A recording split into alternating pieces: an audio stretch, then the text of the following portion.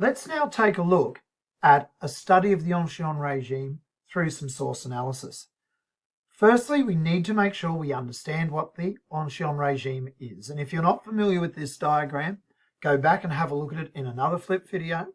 But you should see there are 4 elements, 4 components of the Ancien Regime: the king and 3 estates, which hopefully you will recognize straight away if you see them in a primary source such as this one.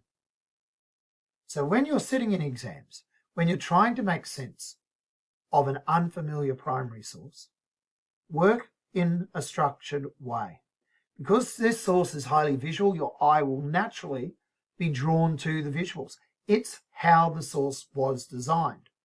But what I want you to think through is there other information, before I even start looking at the imagery, other information with it? And of course there is in this case.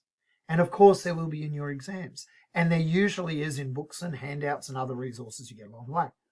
Train your eye to do that additional step to get some clues before you even start. First off, there's a caption provided you here. Let's go to the caption.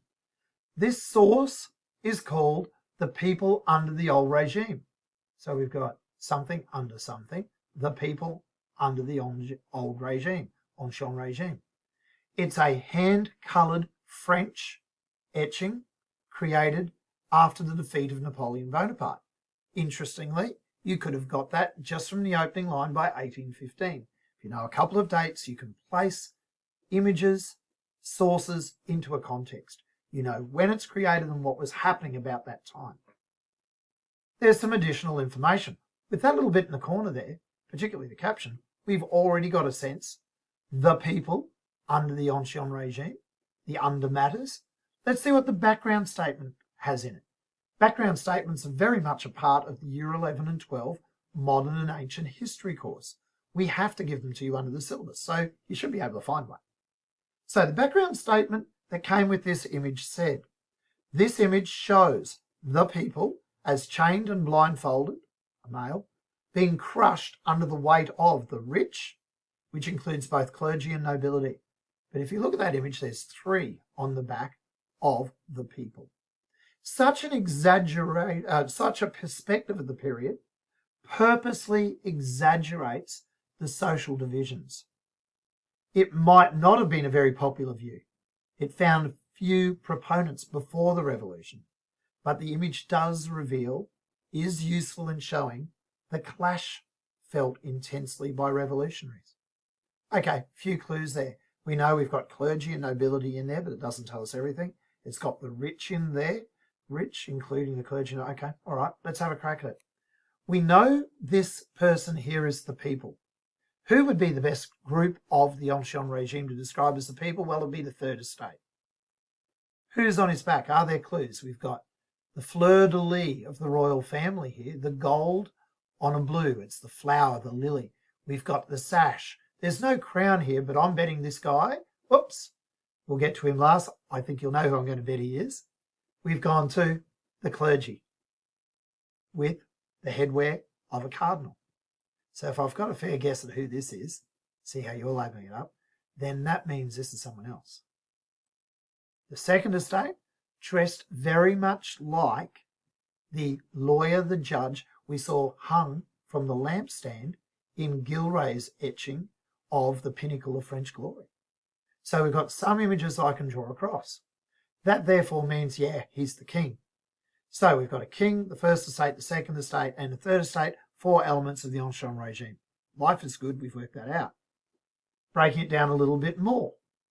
We've got the Third Estate with the reins of a horse in his mouth, acting like a gag. This might suggest he's being controlled like a horse has been controlled by the reins, or the no freedom to speak like a gag. Maybe both are meant. The blindfold.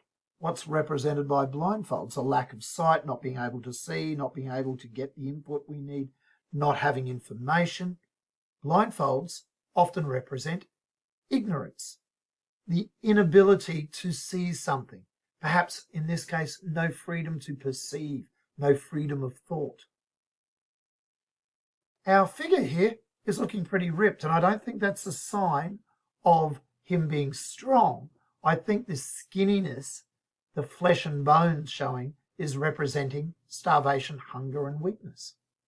So a weak, blindfolded and gagged member of the third estate who's in chains on the ankles, on the wrists, representing slavery, suggesting prisoners and prison, suggesting a lack of freedom. That fits our understanding.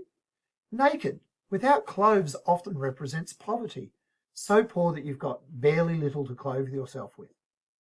And notice this blood. Now it's, I think, a little bit of a question. Is that blood? I think it is. It's a wound.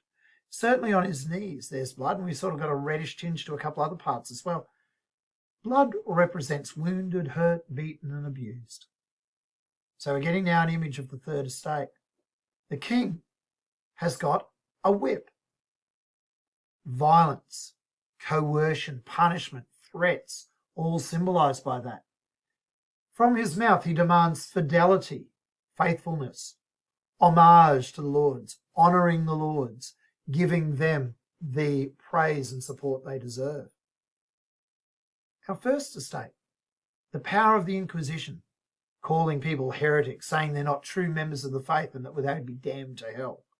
And the tithes. The words here represent the tithes paid to the clergy. And I can find these out if I put in the Google Translate. Our second estate, wearing the red robe of judges, perhaps. Very hard to read this. Okay? If I had time, I'd probably be able to unpick it. But in the exam, you don't.